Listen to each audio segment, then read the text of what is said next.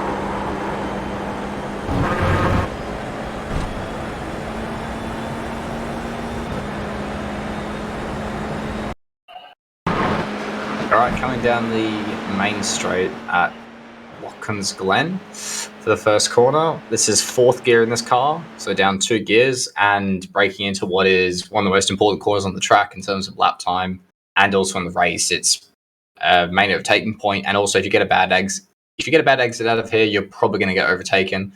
Really important to be really consistent and strong at this corner. So your first reference for braking, you have these boards on the left. You should be braking around the 200 feet board on the left. And you can see here, you can also go a little bit over the white line, so be sure to use this bit of racetrack. Now, this is a little bit tricky with this corner. I'd say there's 2 techniques that I found in this car that both work, and it's hard to choose which one's better. What you'll see on this lap of mine is I go into the inside curb, make sure you definitely get low no matter what you do, down into the camber for this corner fairly early off the brakes and early throttle pickup for the exit. But even earlier than normal on this lap, because I'm aiming to actually go past the curb. So the track limit here in terms of off track, as long as you have your right wheels still on the yellow and red curb, you're legal. You won't get off track. So keep that in mind. However, I've also found that running out here, it's a little bit bumpy with this car. It does kind of stall the car a little bit with some bottoming on the floor. And certainly if you exit the curb, so if you go over the curb later down this straight, so if you're up here somewhere and you move left over the curb, you'll slow down a bit more. So make sure if you are going to do this line, you are going to go all the way out and use all the track limits. Go across the curb quite early like I do here, and you have to wait a little bit to bring it back across until we get up here.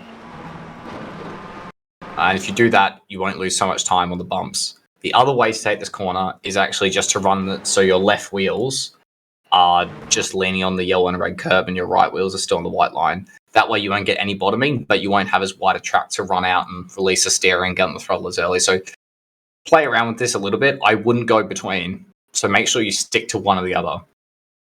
If you go between, you try and run the middle of the car over this curb, you'll bottom out. And if you cross over here, you'll bottom out. So just be aware of that. I'd say only these 2 really work, but you can pick which one you prefer. Regardless, really important to get into this camber. Early throttle and this exit is super important, and trying to release the steering lock as much as possible.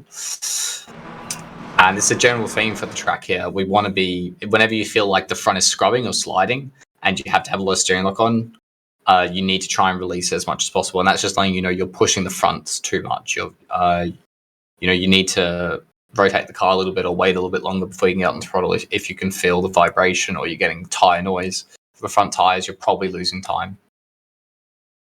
So up the hill now, I just like to reduce the distance and get into the camber on the right-hand side here, regardless of the car I'm in, and then I hold it on the right-hand side curve just for a little bit with the camber, then release the steering here, straighten the steering, just so we can get a bit of load off the tyres.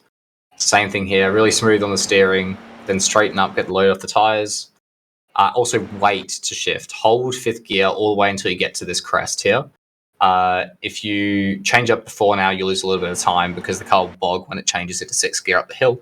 So make sure we wait till this crest to change up. Then just hold to the right-hand side here, reduce the distance. Also, there's a little bit of camber there, which is quite nice for the car to sit in, and just gently let the car go onto the left-hand side of the track. So we've got the quick chicane coming up now.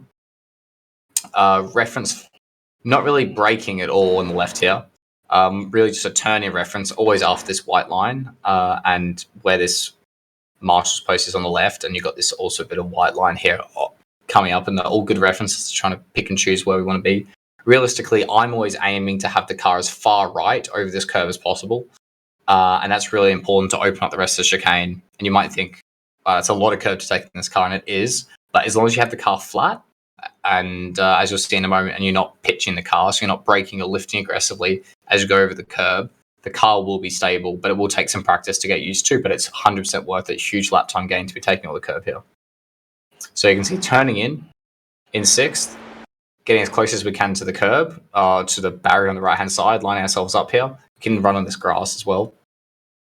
Right-hand side, so using all the track up to the barrier. Make sure the steering is straight. So now we've got the angle right. Now we can come with the steering. And you can see here, I'm just lifting as I'm turning in to help the front go into the corner, just to settle the car a little bit. I actually recommend holding a little bit of the throttle if you can. On this lap, I fully lift, but it's probably a little bit more stable if you just hold a little bit of throttle. If you're going to lift before you get to the corner, get to the curb, and the car will be a lot more settled. But the main thing is that you're straight. You can see my steering lock is basically dead straight as I go over the hump because it's a huge jump for this car. But as long as you have it straight, it will sit. And you can see I just have a little bit of a brake here, down to 5th gear. You can use this curb as well to help turn the car. And then as long as you don't run over this curb, you should be fine. It will be quite understeer on the fixed setup, so just keep that in mind. 5th gear, you can see I get to full throttle here. And we really want to be able to commit to full throttle. And the earlier you can get to throttle and the more you can set up this section, it makes a big difference because we carry the speed all the way down the hill through the next right-hand corner. So here, try and widen up the track. A little bit awkward because we would like to get over to the left ideally, but at the same time, if you take any longer to get back to the left, you'll never actually get back into the camber on the right, and you just end up on the dirty part of the track. So you can see we try and widen up the corner as much as possible, but you can't really be any later than this turn into the corner because of the camber and where the rubber is. You can see just a part lift I found on the fixed setup. Just a part lift just should be enough to turn the car here. So you can see I'm pretty much still 89% throttle, but just helping ourselves to get hooked onto this inside curb, which does help turn the car and just really get into the camber of this corner. So you can meet the curb about now is a good reference where this service road is, and let the car out.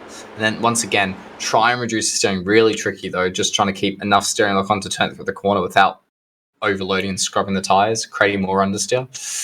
And then you can, a bit like turn 1, I find there's 2 ways to do this. You can either slow the car up a little bit more through the corner, lift more, and not use the curb, because you will lose a little bit of time bottoming the car on this exit curb. However, I think generally the time gain is bigger, especially on the fixed, of running out a little bit faster, taking more speed through the corner, getting through a little bit earlier, and running over this exit curb, because it is fairly flat on this new render of the track. So running out here, full throttle, getting over to the right-hand side, really important, getting it straight. You got this nice little bit of tarmac here as a reference, braking a bit before that. Down to 4th gear. Get into the camber once again. It should just be a nice little turn in here. The car will kind of rotate on its own just with the downshift on this downhill entry. And then once again, a fairly quick throttle pickup. And main thing for that corner is just smooth on the steering, really smooth on the steering on the exit, not holding tons of lock on. Similar here. So this right hand is quite tricky because the uphill nature, if you're late to go on throttle, you will really lose a lot of time. The car really bogs. It doesn't have much power. So the earlier you can get to throttle, it makes a big difference for lap time. However, it's also easy to pick up the throttle too early and just understeer and have a lot of lock on and then have to lift out again, because otherwise you go off the track. So quite a tricky balance here. Definitely want to be very aggressive on the entry, carrying a lot of speed, braking quite late. Important that we don't go all the way out because there's no grip out there, but also don't go super tight either, just so we can open up and have a late apex here. So I like to aim about here as my point where I'm aiming for on the entry of the corner and where I turn in from. You can see slowly reaching the inside curb. Be able to pick up the throttle a little bit earlier than you think, just because the car, if you pick up the throttle late here, you really feel it. It just really slows down in fourth gear. So make sure we have very aggressive throttle pickup and pick up the speed quite early here. You can also use this little bit of tarmac, which is nice as well on the exit. Try and reduce the scrub as much as possible in the steering, similar to the previous corner. Another fourth gear corner coming up now. This one, again, very similar technique to the last two, just a bit flatter. Getting to the camber early. I like getting up to the inside curb. The car will understeer in the second phase of the corner, so it should turn in nicely and then understeer as you go through the apex. Pick up the throttle, get the steering lock off, use all the runoff here. You can use as much as you want and you won't get off track, so make sure you use all of that, get the steering lock off. It'll make a huge difference for the run up the hill. Again, getting back to the right, really important. Braking quite late here, down to third. I like delaying the gear change as well. It helps carry a bit of speed into the corner and helps the car rotate quite late, so don't be afraid to brake and then wait a little bit before you downshift to third gear. Early throttle, super important here. The exit's really big since the next corner's flat out. Again, try and get the steering lock off as much as possible. You can see I'm right on the limit here. I actually run on the grass and get a bit of a snap. But it's just that important to try and get early throttle and get the steering lock off out of there. I use this little bit of track here on the right over the white line just to help us open up this left-hander. And again, all I'm thinking for this corner is minimal steering lock, really smooth on the steering, not trying to scrub the tires.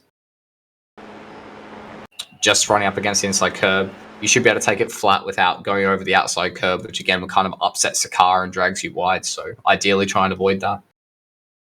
Bring it back over to the left. And a small brake will help you get turned in for this last corner.